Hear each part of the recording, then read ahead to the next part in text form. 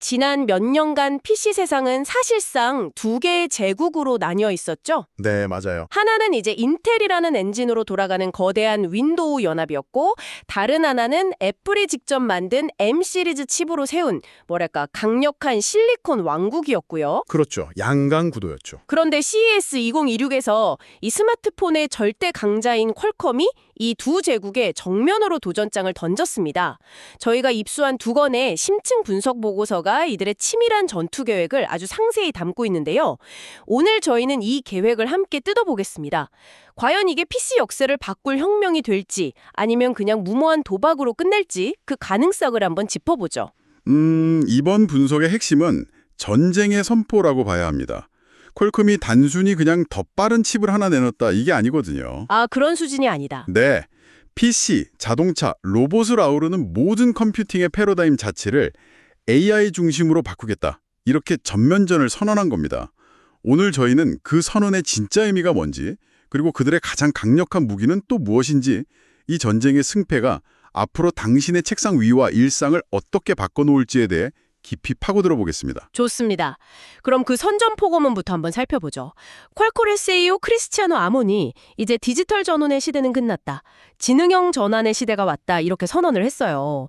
솔직히 말해서 이게 그냥 좀 그럴싸한 마케팅 용어처럼 들리기도 하거든요. 기존의 디지털 전환이랑 구체적으로 어떻게 다른 건가요? 아주 좋은 지적이십니다. 그냥 들으면 비슷해 보이지만 이게 근본적인 철학의 차이가 있어요. 디지털 전환이라는 건 아날로그 세상의 정보, 예를 들면 종이 문서를 워드 파일로 바꾸고 그 기기들을 인터넷에 연결하는 데 초점을 맞췄잖아요. 네, 연결이 중요했죠. 연결 그 자체가 목표였죠. 하지만 지능형 전환은 그 다음 단계입니다. 이미 연결된 수십억 개의 기기들에 AI라는 뇌를 심는 거예요. 그래서 스스로 인지하고 판단하고 행동하게 만드는 겁니다. 단순히 정보를 보여주는 걸 넘어서는 거죠. 정보의 맥락을 이해하고 당신을 위해 다음 행동을 예측하고 제안하는 단계로요. 아, 아몬 CEO가 했던 AI가 새로운 UI다 라는 말이 바로 그 맥락이군요. 정확합니다. 키보드나 마우스, 터치스크린 같은 사용자 인터페이스가 아니라 그냥 AI랑 대화하는 것 자체가 컴퓨터를 쓰는 방식이 된다는 거잖아요. 와, 이건 제 업무 환경을 생각해보면 노트북이 단순한 도구가 아니라 거의 뭐 동료나 비서가 되는 그림인데요. 정확히 그 그림을 그리고 있는 겁니다. 여기서 더 나아가서 당신의 생태계, 즉 이코시스템 오브 유라는 개념을 제시했죠. 당신의 생태계요? 네, 당신이 쓰는 스마트폰, PC, 자동차, 심지어 안경까지 모두가 하나의 거대한 AI처럼 유기적으로 작동한다는 겁니다. 보고서에서 아주 인상적인 말이 있었는데 아몬 CEO가 인류는 이미 무엇을 착용할지 결정했다고 했어요. 아, 그 말 저도 봤습니다. 억지로 새로운 웨어러블 기기를 만들 게 아니라 우리가 원래 쓰던 안경, 반지, 펜던트 같은 것들이 자연스럽게 당신의 개인 AI 디바이스가 될 거라는 예측입니다. 듣기만 해도 엄청난 변화인데 여기서 한 가지 의문이 듭니다.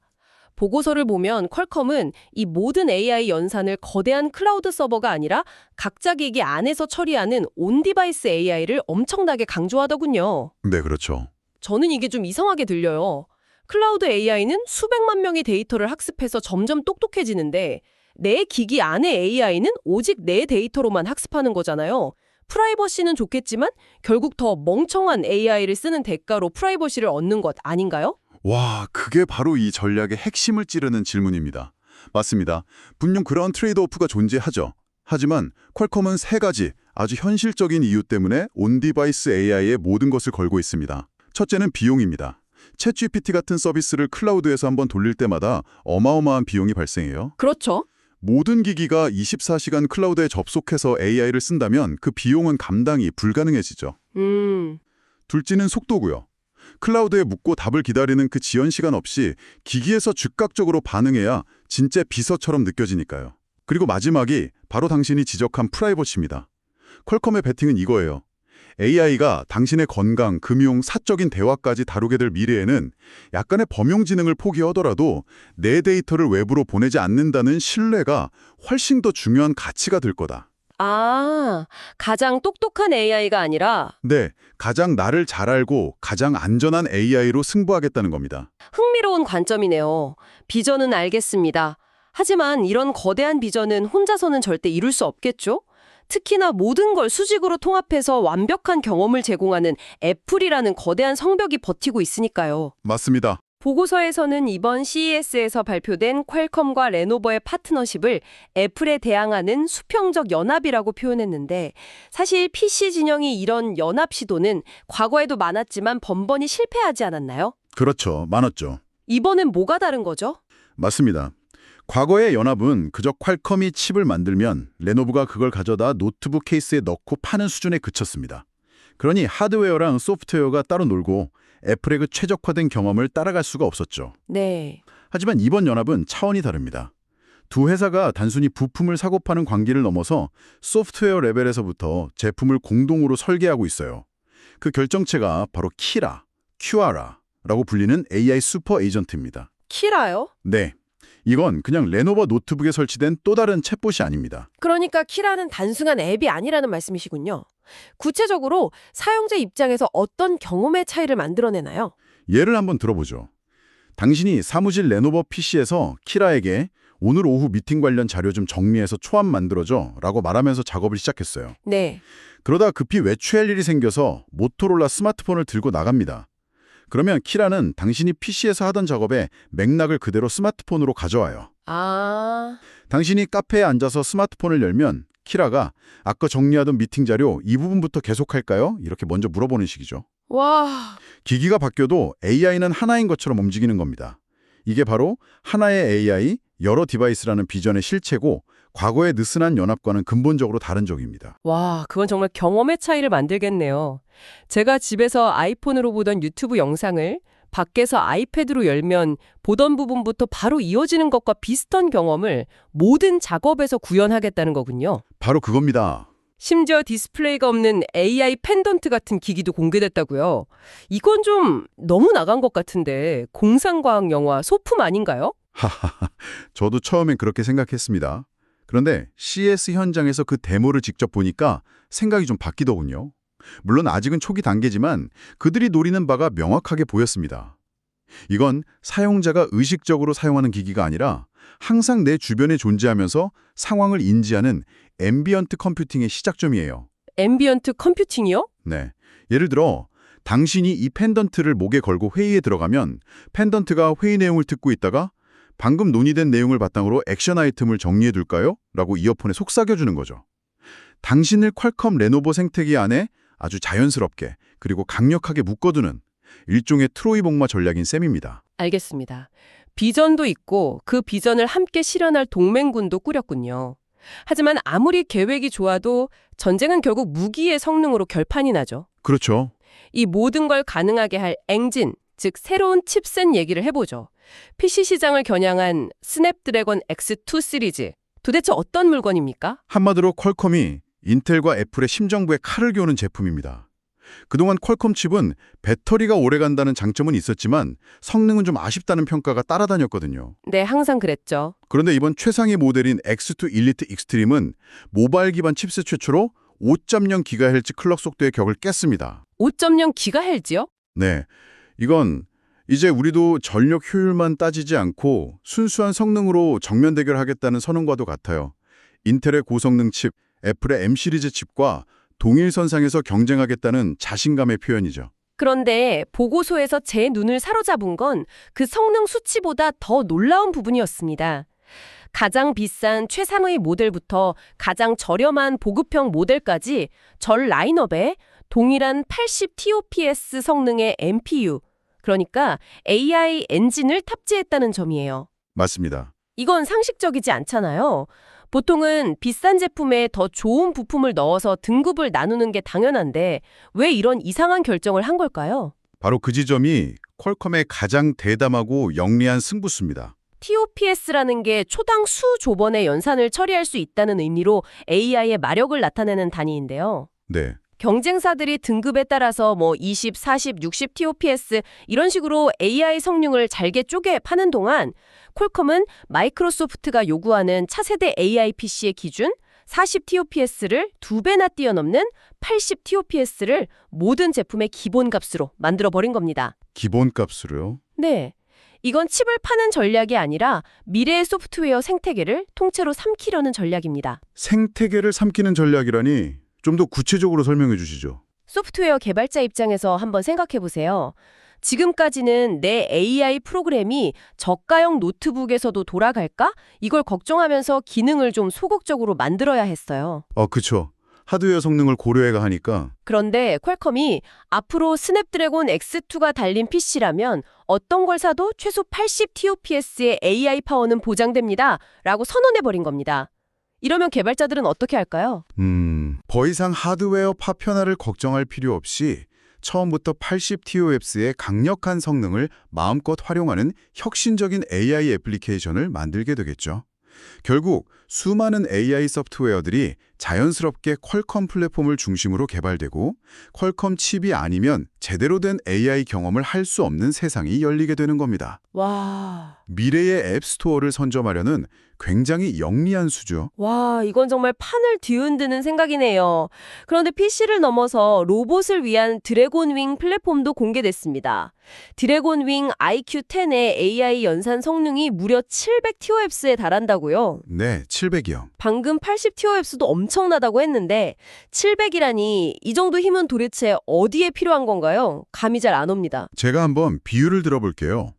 만약 당신의 노트북에 들어가는 80 TOPS의 AI가 언어를 이해하고 문서를 요약하는 인지지능의 영역이라면 로봇에 들어가는 700 TOPS는 물리적인 세계와 상호작용하기 위한 신체 지능의 영역입니다. 신체 지능이요? 네. 예를 들어 휴머노이드 로봇이 복잡한 공장 내부를 걸어 다닌다고 상상해 보세요. 이 로봇은 최대 20개에 달하는 카메라와 센서로 들어오는 엄청난 양의 시각 정보를 실시간으로 처리해야 합니다. 주변 사람의 움직임을 예측해서 피하고 바닥의 장애물을 인식하고 날아오는 물체를 보고 정확하게 잡아내야 하죠. 80 TOPS가 똑똑한 대화를 위한 것이라면 700 TOPS는 이 모든 물리적 상황을 동시에 인지하고 반응하면서 넘어지지 않고 걷기 위한 최소한의 두뇌인 셈입니다. 퀄컴의 야망이 이제 당신의 책상을 넘어 공장과 가정의 노동까지 대체하려 한다는 걸 보여주는 상징적인 숫자죠. 비전도 동맹도 무기도 정말 철저하게 준비한 것 같네요. 자, 그럼 이제 실제 전장 상황을 좀 보죠. 이 새로운 무기를 들고 퀄컴의 편에 선 아군과 아직 상황을 관망하는 쪽은 각각 누구인가요? 퀄컴 진영의 선공장은 단연 에이수스입니다. CES에 나온 수많은 노트북 중에 유일하게 최상위 칩인 스냅드래곤 X2 일리트 엑스트림을 탑재한 젠북 A16을 내놓으면서 퀄컴 칩은 배터리뿐만 아니라 절대 성능에서도 최고다라는 걸 증명하는 역할을 자처하고 나섰습니다. 선봉장이군요. 네, 레노버의 요가 슬림 7X나 HP의 옴니북 울트라 14 같은 제품들도 퀄컴의 핵심 우군이라고 할 수 있죠. 그런데 보고서를 보면 PC 시장의 두 검을 삼성과 델은 좀 다른 행보를 보였다고요. 이건 좀 찜찜한 신호 아닌가요? 이들이야말로 시장의 향방을 결정할 수 있는 플레이어들인데요. 맞습니다. 이 부분이 현재 퀄컴이 마주한 가장 차가운 현실을 보여줍니다. 삼성의 새로운 갤럭시북 시리즈와 델의 주력 모델인 XPS 신제품은 여전히 인텔 칩을 중심으로 출시됐어요. 스냅드래곤 탑재 모델에 대해서는 올해 하반기쯤 출시할 수도 있다라는 식으로 한 발 물러서는 모습을 보였죠. 여기에는 아주 중요한 역사적 배경이 있습니다. 역사적 배경이라면요? 과거 마이크로소프트가 야심차게 내놓았던 서피스 RT를 기억하실 겁니다. 네, 기억나죠. 퀄컴 같은 모바일 칩, 그러니까 ARM 아키텍처 기반의 윈도우 기기였죠. 결과는 처참한 실패였습니다. 그렇죠. 기존 윈도우 프로그램들이 제대로 작동하지 않는 호환성 문제가 발목을 잡았기 때문입니다. 특히 수많은 기업 고객을 상대하는 델과 삼성 입장에서는 직원들이 쓰는 오래된 업무용 프로그램, 소위 X86 레거시 앱이 완벽하게 돌아간다는 보장이 없으면 섣불리 칩을 바꿀 수가 없는 겁니다. 그럴 수 있겠네요. 퀄컴이 이번엔 정말 다르다. 환속 문제 다 해결했다고 아무리 외쳐도 시장의 큰손들은 이번에도 속는 거 아니야? 하는 의심의 눈초리를 거두지 않고 있는 거죠. 이게 퀄컴이 반드시 넘어야 할 가장 높은 산입니다. 그렇군요. PC 시장에서는 아직 넘어야 할 산이 분명히 있네요. 로보틱스나 자동차 같은 다른 전선에서는 새로운 파트너들이 좀 보였나요? 그쪽에서는 꽤 가시적인 성과들이 있었습니다. 베트남의 로봇 기업 빈모션이 드래곤윙 칩으로 구동되는 휴머노이드 로봇 모션2를 시연해서 큰 주목을 받았고요. 오, 또 중국의 전기차 제조사 림모터는 차량의 인포테인먼트 시스템과 자율주행 기능까지 퀄컴의 칩 생태계로 통합한 D1-9이라는 신차를 공개했습니다. PC 밖의 영역에서는 퀄컴의 전략이 착실히 먹혀들고 있다는 증거들이죠. 오늘 분석을 종합해보면 퀄컴은 CES 2026을 통해 스마트폰 시장에서의 성공 방정식을 PC, 로보틱스, 자동차라는 더 큰 무대로 확장하면서 AI 시대의 패권을 잡기 위한 거대한 전쟁을 시작했다. 이렇게 볼 수 있겠네요. 그렇습니다. 특히 레노버와의 강력한 연합을 통해서 애플의 통합 생태계에 대항할 수 있는 어쩌면 유일한 대항마로서의 기틀을 마련했습니다.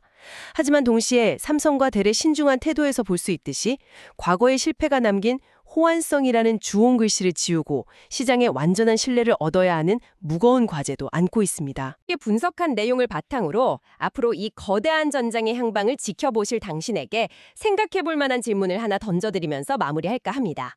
앞으로 퀄컴의 성공 여부는 결국 두 가지 질문에 대한 답으로 귀결될 겁니다. 첫째, 새로운 스냅드래곤 PC가 단순히 벤치마크 점수 노름을 넘어서 당신이 매일 쓰는 포토샵이나 엑셀 같은 프로그램에서 와, 정말 다르다고 피부로 체감한 만큼 압도적인 AI 경험의 차이를 만들어낼 수 있을까요? 그리고 둘째, 이제 막 열리고 있는 이 혼돈의 로보틱스 시장에서 과거 스마트폰 시장을 통일했던 것과 같은 압도적인 지배력을 다시 한번 재현할 수 있을까요? 2026년은 이 질문들에 대한 해답이 서서히 드러나는 정말 흥미진진한 한 해가 될 겁니다.